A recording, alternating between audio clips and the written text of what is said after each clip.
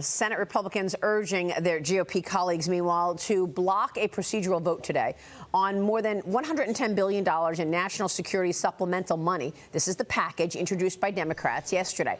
The bill addressed President Biden's original funding request. Tensions were high at a classified Senate briefing on Ukraine yesterday over the ongoing back and forth and the disagreements over border policy and why the administration is insisting money goes to Ukraine first. Here's what Senate Majority Leader Chuck Schumer had to say about it. Watch.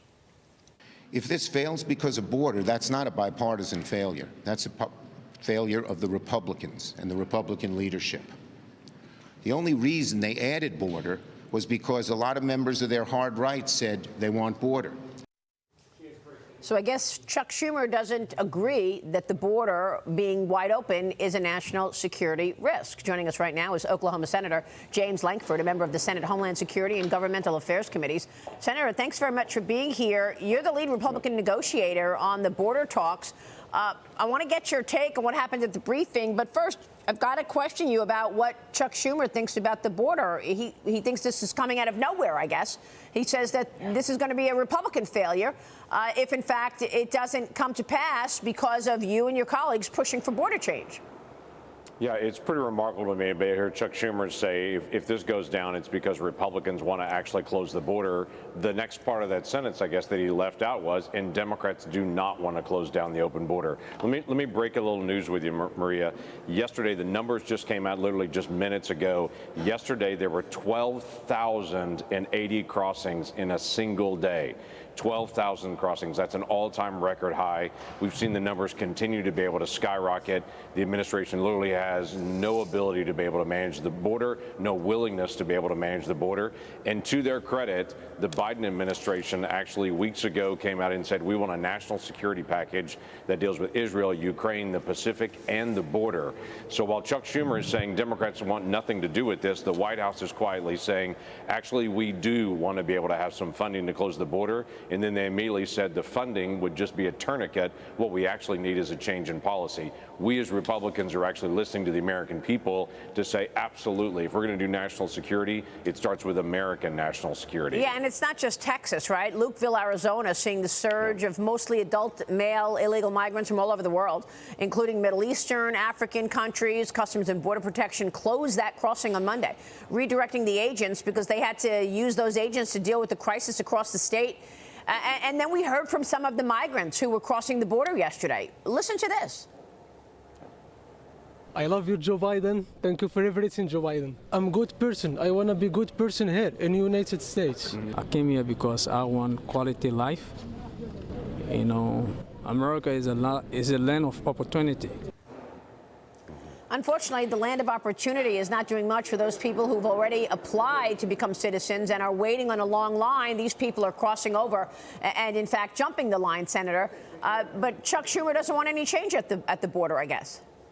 No, it's remarkable. And let me just be very clear. When you cross the border on the southern border, those individuals are asking, quote unquote, for asylum. Asylum means I have fear in my home country and there's nowhere that I can go to get safety. Those people are saying the same thing that I hear from people over and over again when I'm at the border. I'm coming for opportunity. I'm coming for a job. I'm coming to be able to have a better life.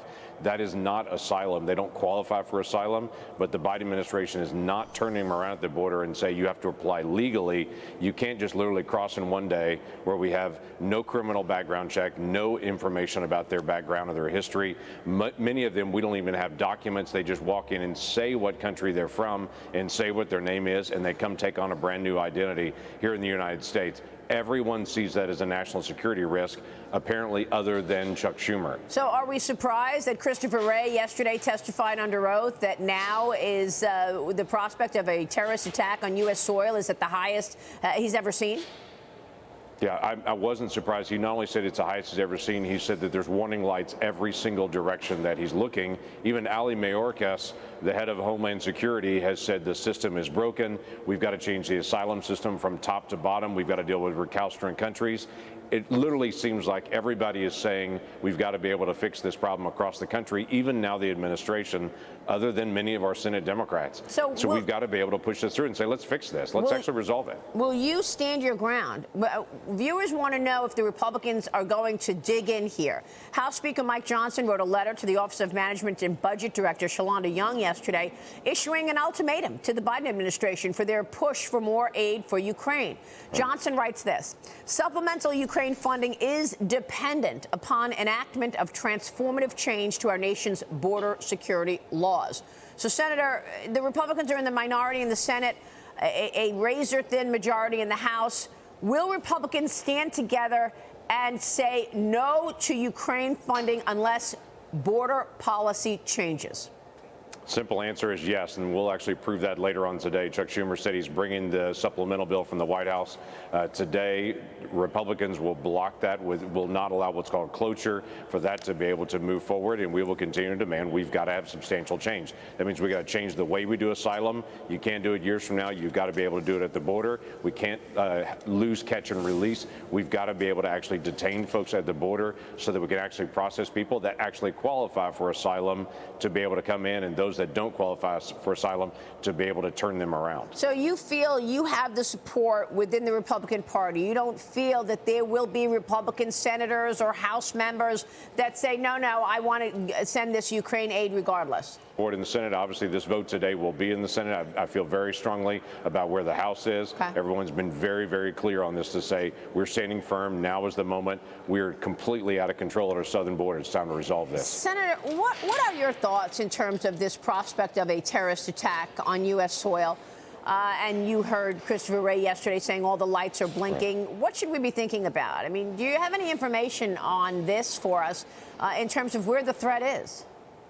Yeah, let me just give you a couple things. Obviously, the 9/11 terrorists were all illegally present in the United States, so this is not just some arbitrary risk on it. In the last 2 years, this White House has had 70,000 people they have designated as special interest aliens. These are individuals that are coming from Iran, from Iraq, from Pakistan, from areas of known terrorism that have been released into the country, literally unscreened, except are their names listed on our terror watch list.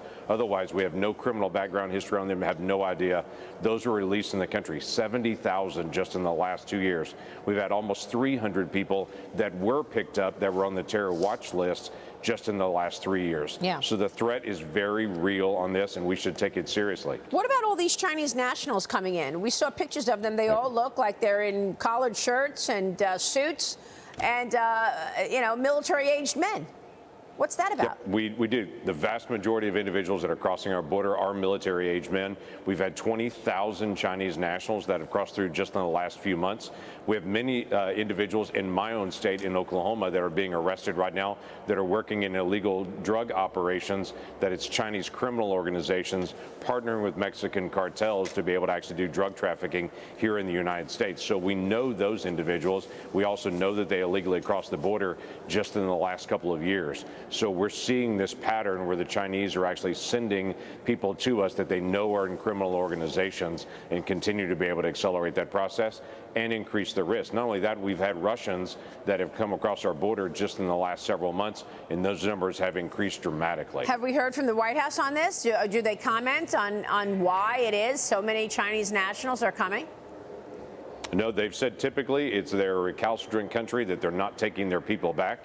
And at any point, you don't turn people around. When they come across their border, you get more of those folks in the days ahead. Yes. So this is a cooperation between the Mexican government that's allowing them to come through, and then our own loose immigration laws right now, and this administration's lack of enforcement to be able to allow them through. Again, over 12,000 in one day just yesterday. Unbelievable. Senator, thank you for your leadership on this subject. We're going to keep a follow on it. James Lankford joining us this morning in D.C. Thank you, sir.